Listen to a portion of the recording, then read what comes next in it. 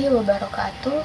Halo guys, perkenalkan nama saya Dinda Manisa dari program studi akuntansi perpajakan dengan NIM 2302010012. Oke, di sini saya akan menjelaskan hasil laporan bisnis saya, yaitu PT Pupuk Indonesia atau Persero. Di sini saya menjelaskannya dengan video PPT saya. Simak kelanjutannya ya guys. Dadah.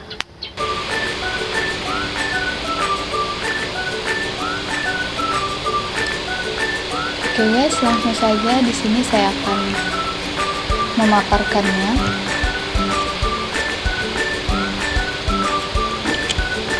Nah, di sini saya akan menjelaskan hasil laporan bisnis 2020 PT Pupuk Indonesia.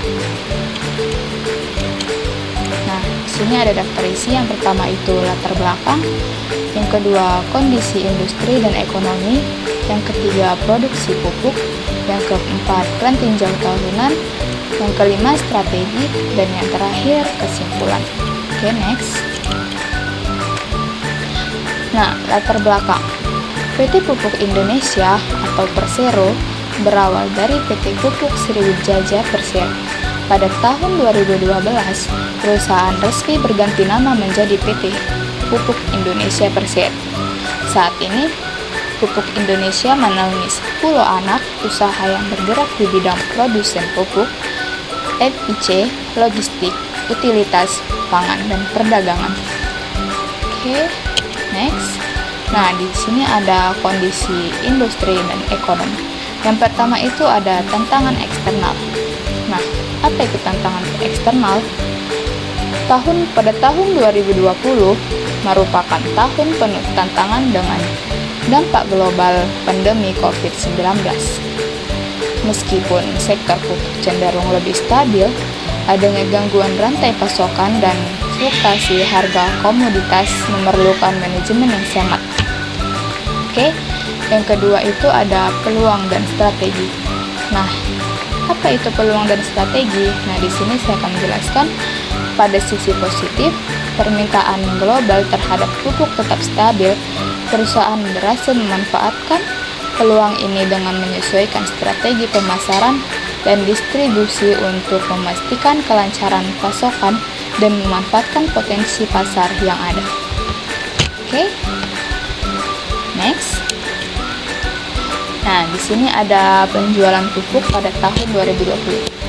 Sepanjang 2020, perseroan mampu memproduksi pupuk sebanyak 12,26 juta ton atau 117% dari target yang ditetapkan pemegang saham.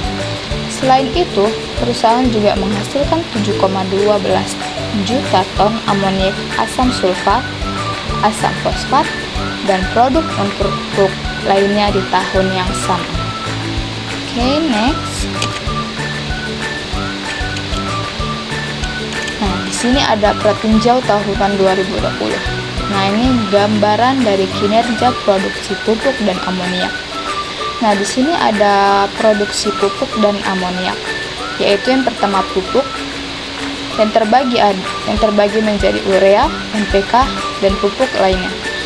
Nah, pertama ini pupuk, subtotal produksi pupuk itu pada realisasi 2020 sebesar 12.263.833.000. Realisasi 2019 sebesar 11.838.451.000 dan target 2020 sebesar 10.472.000.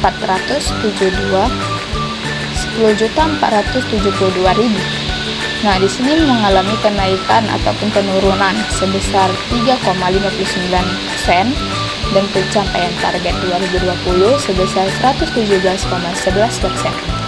Nah, selanjutnya yaitu non pupuk.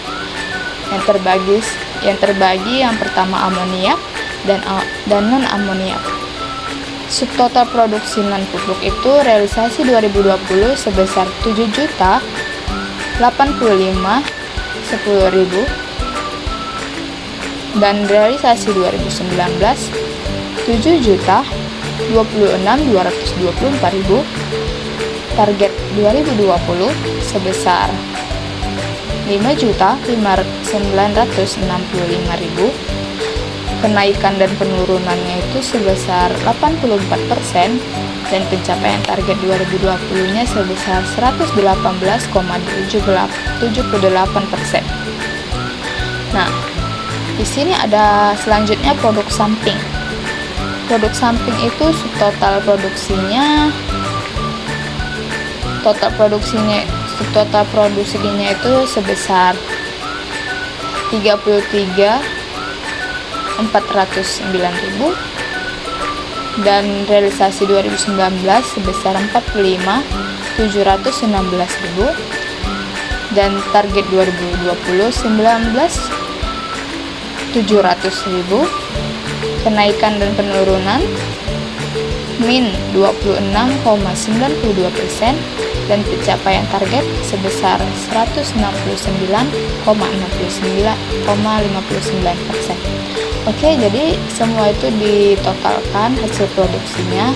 Yang pertama itu realisasi 2020 sebesar 19.382.252.000 dan realisasi 2019 sebesar 18.910.392.000 dan target 2020 sebesar 16.456.700.000 dan kenaikan dan penurunan itu sebesar 2,50% dan pencapaian target 2020 117,78%. Oke, next.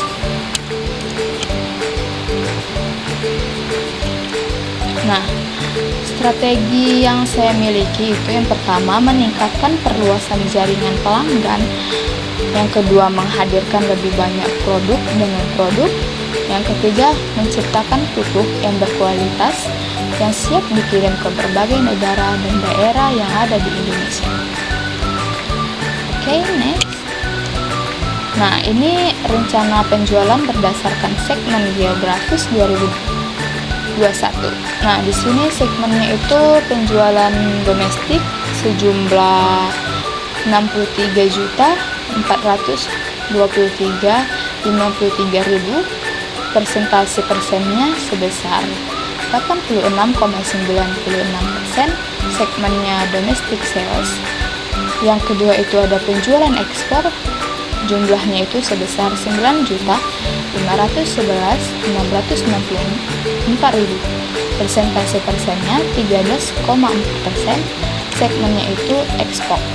Total pendapatan sejumlah 72.294.717.000. Persentase persennya 100%. Segmennya total revenue. Oke, next. Nah, di sini ada susunan direksi dan komisaris baru 6 anak perusahaan pupuk Indonesia. Di sini saya akan menjelaskan. Di sini ada aspek Jakarta. PT Pupuk Indonesia atau Persero melakukan perubahan susunan Dewan Direksi dan Dewan Komisaris pada 6 anak usahanya. Hal tersebut diputuskan dalam rapat umum pemegang saham luar biasa atau disebut RUPSLB. Pupuk Indonesia Group yang digelar pada tanggal 25 Agustus 2020 di Jakarta. Kepala Komunikasi Korporat PT Pupuk Indonesia atau Persero, Wijaya laksanakan dalam keterangan resmi mengatakan perubahan susunan direksi dan komisaris pada anak perusahaan dilakukan dalam langkah percepatan proses transformasi bisnis. Nah, selanjutnya itu ada kesimpulan. PT Pupuk Indonesia menunjukkan ketangguhan dan kemampuan adaptasi di tengah kondisi ekonomi yang sulit. Untuk mendukung pertumbuhan dan pencapaian target perusahaan, kami merekomendasikan yang pertama, meningkatkan kolaborasi dengan mitra strategis untuk memperluas pasar. Yang kedua, terus berinvestasi dalam teknologi dan inovasi untuk meningkatkan efisien dan kualitas produk. Yang ketiga itu menjaga fokus pada keberlanjutan dan tanggung jawab sosial perusahaan. Oke, next. Nah, mungkin laporan bisnis saya apabila ada kekurangan, saya mohon maaf. Assalamualaikum warahmatullahi wabarakatuh.